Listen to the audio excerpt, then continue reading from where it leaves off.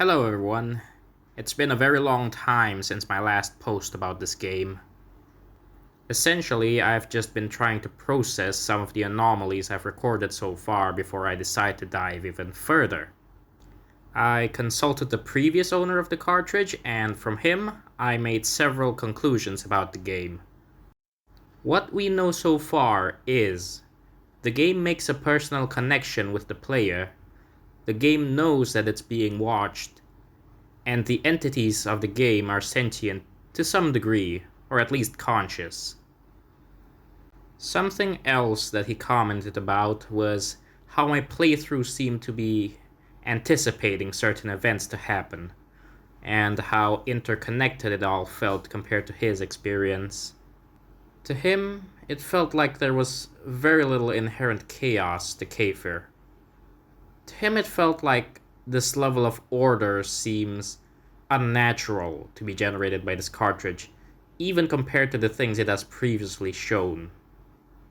He warned me that this might be a bad sign. The game could be more intelligent than the two of us anticipated. I do not know what to make of those warnings. Coming back from my playthrough of this board, I've decided to split my documentation into two halves.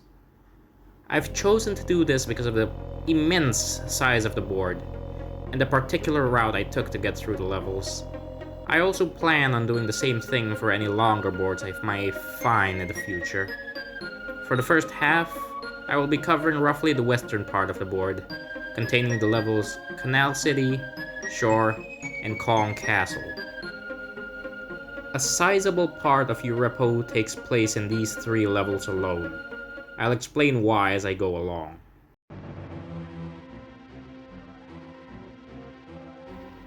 The first level type I explored was Canal City. From the board, we saw that its icon had a similar orange hue as the burning forest in the previous world. Judging from the scenery, I think you should be able to associate similar icons as an indication of the level being somewhat uninhabitable or otherwise dangerous. This place is infested with monsters, and they're not exactly pushovers either. Godzilla took a lot of punishment going into this level. Thankfully, there are these huge health canisters left lying around. Later on, you'll see power canisters too, in case Godzilla needs to replenish his heat beam. Further into the level, you start finding less and less monsters and more of these charred remains of said monsters. You'll see why in a second. At this moment, I heard a demented scream coming from somewhere, followed by the footsteps of some big, lumbering creature. Instinctively, I hid behind a pillar, and then it came.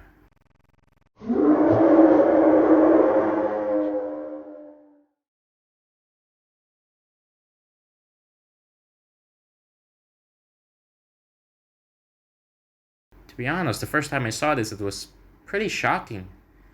It wasn't violent or anything, but this moment caught me off guard. That creature is gonna show up again later on in Urepo, and you'll get to know more about what it exactly is and what it does.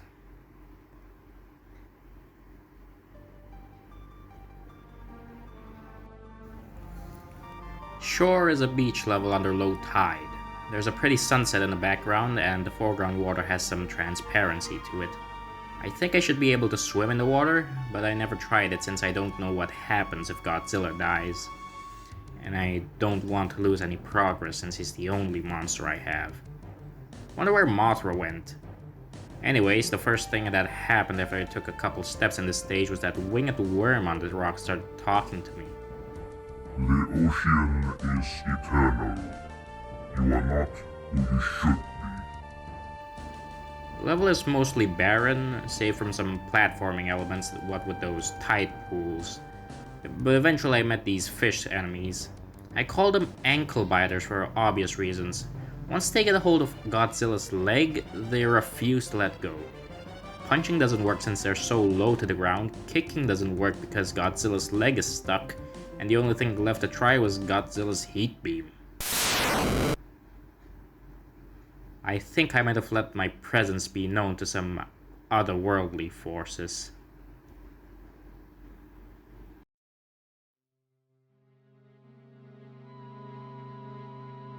What initially struck me about this level was the name.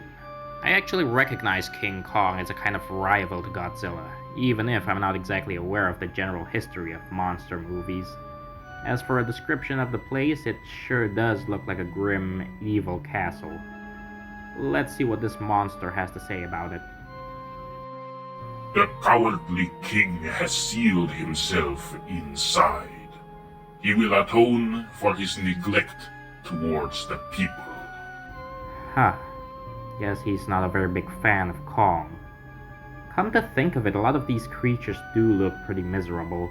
I guess Kong's been notoriously unpopular among these guys for a while. Must be even worse for them since they couldn't even complain about it to him. And I couldn't really find a way in either. Going further to the right, I managed to find this snail creature. He looks pretty striking. Let's see what he has to say. Follow me, I know a way in. He then crawled off into the ocean. I trusted him and ended up on a seafloor area. It's surprisingly very well populated for a well-hidden area. I kept following him for a while, going deeper and deeper into murkier waters. We then came across this door, presumably a passage into the castle that he's kept secret for years in case something like this had to happen. This part of the castle sank many years ago. We will use it as a hidden entrance.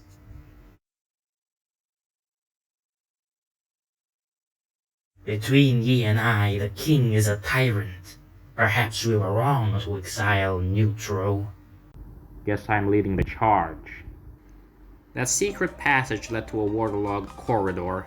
I assumed that this area was supposed to be some kind of drainage, but that's just my guess. I'm surprised it's not completely flooded considering how its entrance is so deep under the ocean. Probably has an unseen buffer room somewhere, just to let the excess water out. Going left, I found a similar statue to the one that Snail nabbed a power cell from. I found out grabbing it was as simple as a punch to its eye. You can even put it back in and take it out again. It's pretty cool. After taking the power cell with me, I met this robot enemy who's supposed to be some kind of guard for the castle. It looks almost out of place in this gloomy medieval setting like this. I took it out without much problem. After climbing out of that corridor, I found an empty crab statue. I figured I should put the power cell in there in case it might activate something. Sure did. Later on in the level, I saw the creatures I've helped escape fight alongside me, going after enemies and showing me different routes to other imprisoned creatures or crab statues. You know, out of all the things in this level, I found it pretty strange that Kong has all of these robots guarding him. I know he's a pretty smart monster, but I don't think he's anywhere near intelligent enough to engineer these things, let alone mass-produce them. Although by that point, I should also be questioning how he has his own castle. So... why not? Eventually, the creatures led me to a spiral staircase. Those squid-faced creatures seem to be keeping up with me pretty well, even though they're constantly swimming upstream. Around the middle of the staircase, I found a freaky cyclopic head bust. I assumed it was a similar kind of device as the crab statues, although it seemed a lot more significant considering its distinct look. In any case, I put the power cell in there.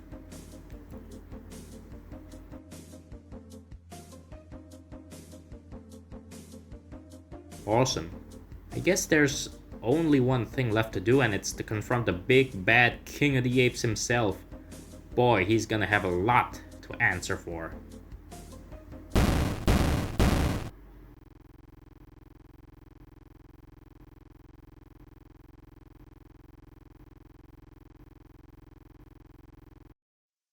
You have proven your courage by coming to face me.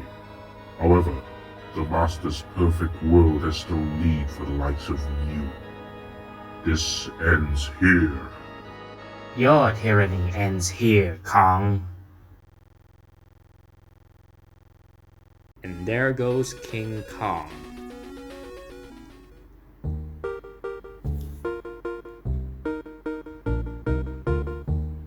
It seems I've been taken back to Canal City. Except this time it's visibly in a much better condition than it was the last time I visited.